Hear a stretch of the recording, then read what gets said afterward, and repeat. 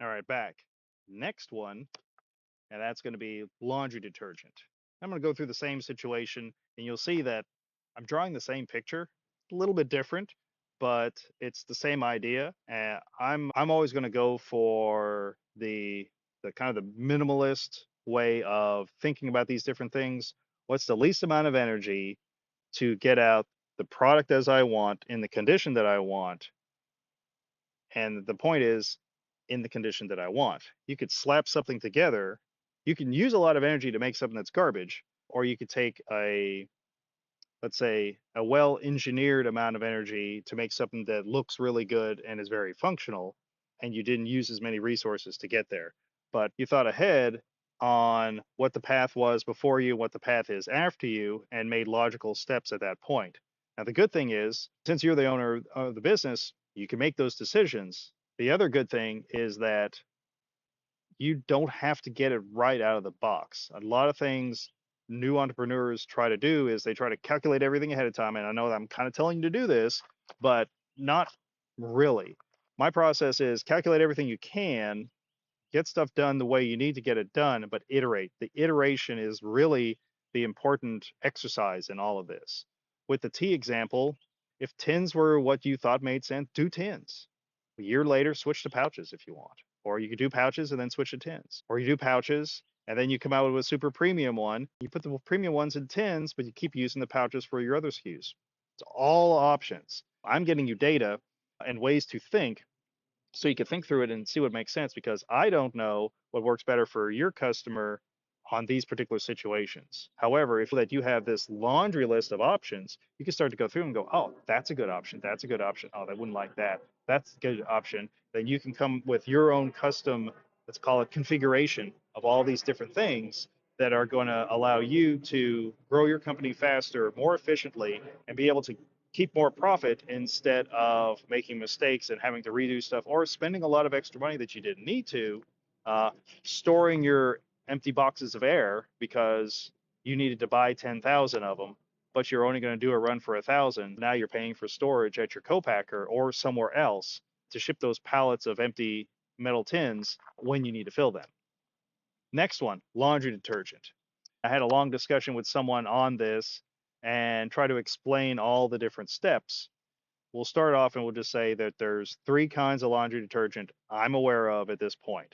There's going to be liquid that you pour, there's going to be powder that you scoop, and then there's a newer one, which is one I'm interested in. I haven't tested it out yet, but I probably will very shortly, specifically so I have a physical example and I also see how well it performs. But they're called laundry sheets. You can buy them on Amazon. You might be able to get them in some stores. I would bet you like Whole Foods might have them, maybe, because they're more eco-friendly from a resource perspective. One sheet goes into the wash and it dissolves. It's almost like I guess they're similar to like dryer sheets from back in the day, but they dissolve completely and they've got the detergent and surfactants and stuff like that in there. Rolling back, you're selling laundry, you're selling a solution of clean clothes. And you can pick liquid, powder, sheets. The technology is there to make any one of those particular ones. All right, it's getting the sun's starting to shine here. So let's see what happens if we just switch a little bit here and we'll do enough so we don't blind you. We're going to start a business. We're going to sell clean laundry solutions. Because remember, when you're talking to customers, it's not necessarily the product, you're selling a solution.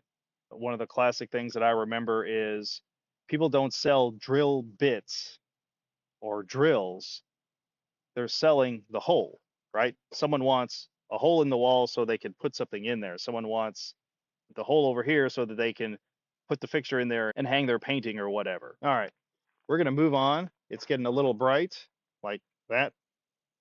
It's kind of getting in the way. Like I said, maybe I need to start coming even more early because these talks can take a little bit of time, but so far, so good. So we'll get moving again. And then what we can do is let's go this way and we'll do a circle and we'll see who we see out here. We're selling the solution, which is clean laundry. If we go the liquid route, which a lot of people like. And that's, I would say, that's right now, that's probably the most common one that I see at the grocery store. And I'm also coming from a context of we're kind of probably going to sell this e-com, right? We're either going to sell it through our own site or we're going to sell it on Amazon. And what I'll do, again, up here, I'll put pictures of all three options, what the packaging looks like. We'll go with the first one, we'll go with liquid. With the liquid one, I'm not sure the size of them without going there and actually looking at them, but gallon and a half, it's a big jug of laundry detergent. And you get 60 loads, right? And I think that's kind of the common thing, 60 or maybe 120. I don't pay that close attention. What do you have? Let's roll through the packaging situation. You got a plastic jug. Well, if you look at the components of the plastic jug, there's usually three parts. Sound familiar? There's the jug itself. There's the little fitting that fits inside that's made out of different plastic, or at least a different colored plastic that gives you the spout so that you can pour it. And then there's the cap. And usually there's some sort of demarcations on the cap so you could do full load, half load, double load, whatever it is. Well, where those come from? Well, they came from some company. Well, some company, did one company make all three? Maybe, not necessarily. You'd really have to go back to see on whether it was all made in the same place at the same time. But so let's say we just talk about the bottles. Well, the bottle part, that's going to be, it's probably some kind of blow mold on that. And again, if anyone's interested in any of this packaging technology, stuff like that, put a comment in below and I'll find some videos and show you how all these different things are made if it's of interest. You have the bottles that are made, and now you've got big bottles of air on a pallet. And then depending on how the little pour sections are made, I haven't seen them incorporated into the bottle. I think it's a filling thing. So most likely the jugs are made, those go onto pallets, wrapped up somewhere.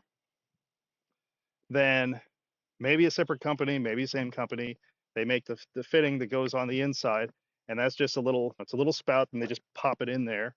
But that might get in the way during the filling process, so it's possible that they fill when it goes over to wherever the factory that actually has the laundry detergent, and usually that's a different factory, right?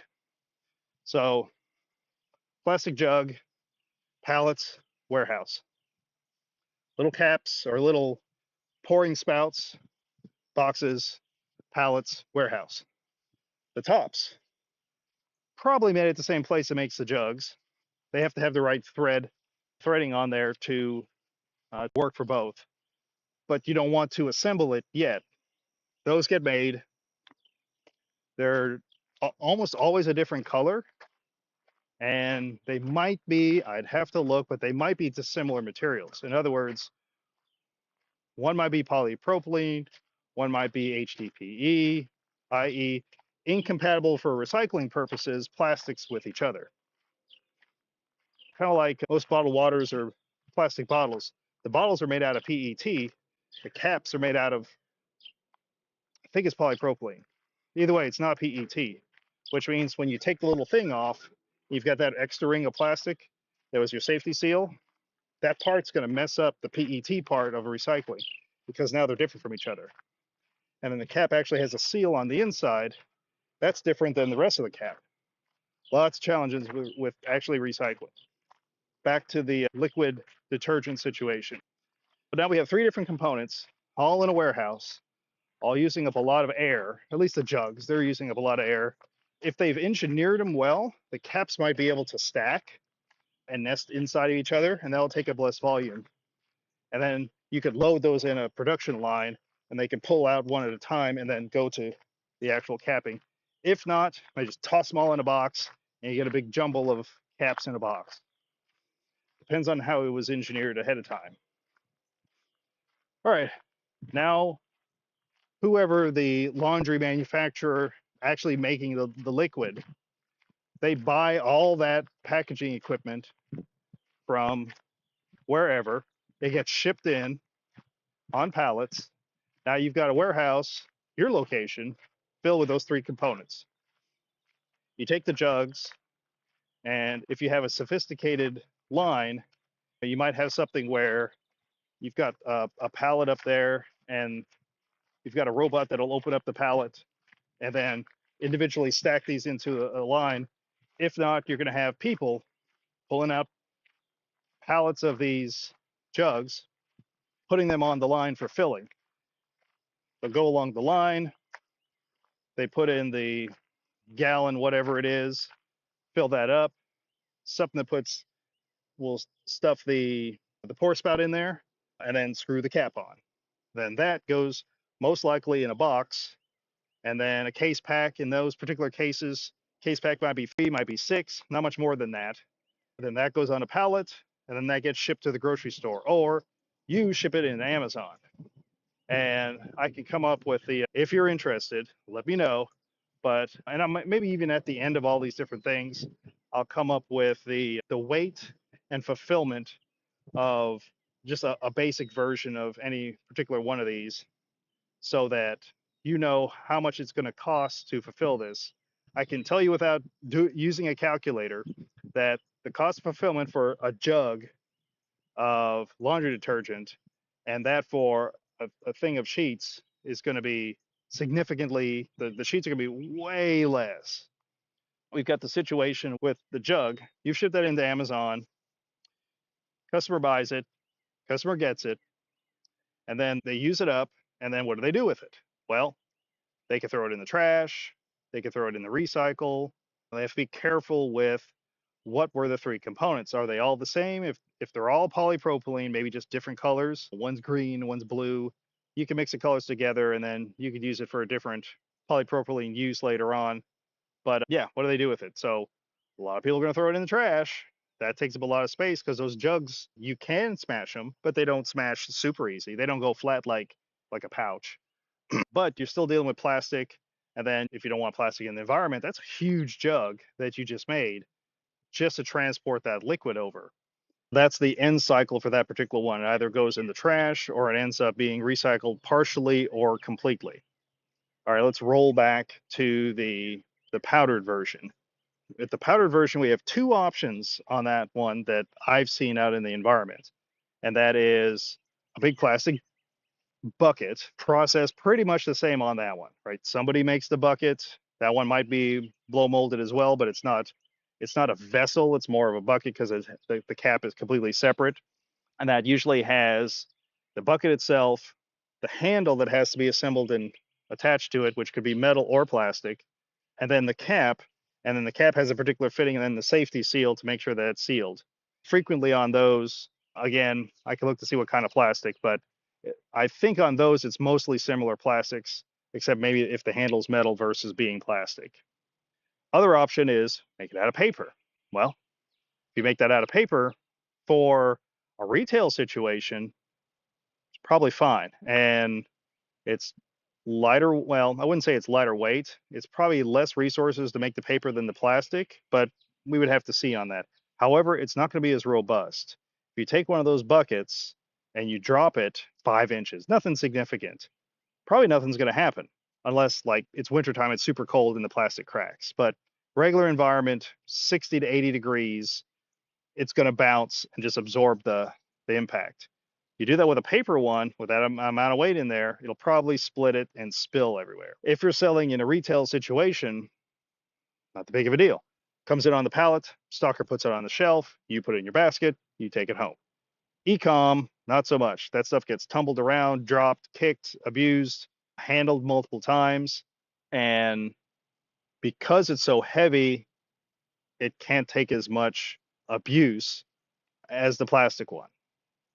But all your situations are the same as the plastic jug. Someone had to make that somewhere, and you're shipping pallets and pallets and pallets of empty air, empty containers over to wherever it's filled. Then it gets filled, and then that goes on the pallets, and then that goes to the grocery store or goes to you and then goes to Amazon. With the sheets, you'll actually, in order to get 60 loads, you have a small box that is, I don't remember exactly what it was, but it's something like, it's like 10 inches by 7 inches by 4 inches thick. It's the size of like a thick book, not even the size of a full piece of paper. It is something that is insignificant compared to these other two sizes.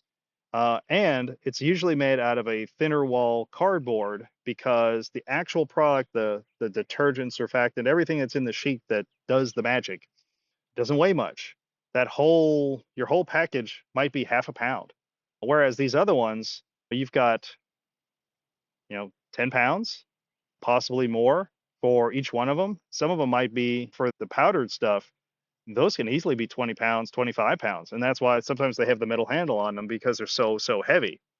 And that goes in with the fulfillment costs and what you're doing as far as the price and then everything in the supply chain before and after the customer. In the laundry sheet situation, you have a parcel that is small, lightweight, does the same thing. Remember, you're selling clean laundry, and a lot of customers, they don't care how they get clean laundry, they just want clean laundry. And you can go at the angle of being more eco-friendly, or you can go in the angle that you're more cost effective. Your choice. Depends on your audience and what they find appealing. In that particular situation, we have a lightweight item. If you drop that on the ground, even from 3 feet up, it's just going to bounce because the whole thing weighs half a pound. It could be in a regular cardboard box. You could put your packaging on it. You can put it in a plain box and put a label or a sticker on it. That is another option. If you're just getting started and you have your own unique formulation that's different than some of the other ones out there, you can start off with basic packaging. Again, looking at MOQs and how many of these different things you have to do. Oh, that's another thing. With each one of those other situations, the liquid, are you using a off the shelf jug? Then you put your own sticker on there, or is it a custom one? How many do you have to buy? If you are a new company and you're buying literally the same jugs that you see in the grocery store, but you have a different label on there, if you get custom ones, again, just like the tin can situation, you might have to buy 5,000. Well, 5,000 units of pallets of empty stuff in the warehouse, it's tying up your capital, it's tying up time, it's tying up inventory space that you're paying for either at your own warehouse or at your wherever the fill line is. And the same thing goes with the buckets. However, with the laundry sheets, it's even possible that they might be, and I haven't looked at them, and I'll go buy one to analyze it, but they might even be flat packable. In other words, they might come collapsed and they just need to be opened and have the items inserted in there. I'm sure there's an option for that. What you'd be looking at is if you're doing 500 units or 1,000 units, the amount of warehouse space that you're taking up with the packaging is minimal.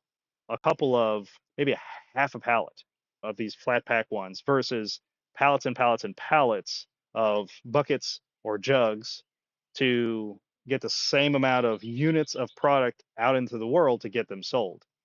When you think about the resources being used up, how eco-friendly these different things are as far as storage, transporting empty boxes back and forth, then the final boxes, then disposal, and like the disposal for the laundry sheets, it's a small cardboard box. And when I say cardboard, it's just cardboard, not even the corrugate kind. It doesn't need to be that heavy wall. It's going to be, you know, similar to your box of cereal, right? That kind of box.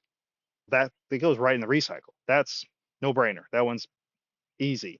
But you're dealing with lightweight, low volume, volume is in size, recyclable, and minimal waste beforehand and afterwards to get this done. This is how I think through packaging in this particular situation to know ahead of time you are providing clean laundry to the customer. What's the path to get there? All three of those paths work. Certain ones take up other resources, certain ones might be more appealing to different customer bases, but it's something you can think about now that you're aware of the thought process. Whenever you're making your product, even if you're making cookies, you can apply this thought process to pretty much anything on how am I going to package it? Is there a better way? Can I use less resources to do so while still keeping the product protected enough that the customer gets it in not just good condition in my opinion, but good condition in their opinion when they actually get to point of use. And that is with ecom, there's extra challenges because there's a lot more handling and you don't have the safety of everything being put on a pallet, wrapped up, and then gently put on a shelf by a stocker at a grocery store. You have an individual item that's loose in the world that might get tumbled around a bunch, and then you have to think ahead.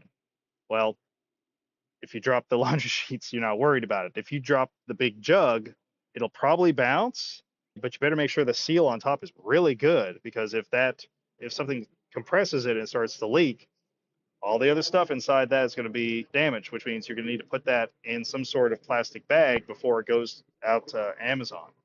With the big bucket, that one you're just going to need to make sure it stays sealed, but if it gets dropped, it's a bad idea. I'll go right up here now that this is over. I'll go ahead and put the fulfillment with each one of the pictures up on top just to show what the cost would each be, and I'll do my best to make it number of loads equal, whether that's 60 or 120 or whatever it is, just so you can see what's the cost difference for you as a business owner to get that product sent to the customer. I'm not even looking at your cost of good. I am sort of looking at your cost of goods sold, but not directly. That's just another thing to think about is the packaging, which contributes to your cost of goods sold, then your shipping, your storage, and then final fulfillment and getting it to the customer's door safely.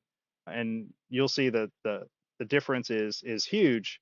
Very frequently, the customer doesn't care how they get it as long as they get it in good condition. If you can get them laundry sheets and it gets them clean laundry, they may be just as happy as the big bucket that weigh 25 pounds that got them the same amount of clean laundry that they're asking for, except you could potentially, because you're providing the same value, you can potentially charge the same amount, but you didn't have all these resources that you had to pay for downstream from where you were, and that difference is your profit. And additionally, you have the option to say, hey, this is more eco-friendly or whatever, use less resources. You might even be able to charge a premium for that and get a higher amount of pay per load, per wash done than these other guys, just because you're seen as newer technology or more green or different things like that. And it's true, right? You're using less resources. That could be something that's more appealing to the customer. All these different things are options. And again, if there's other topics like this, go ahead and put it in the comments below, and we'll talk again on another walk.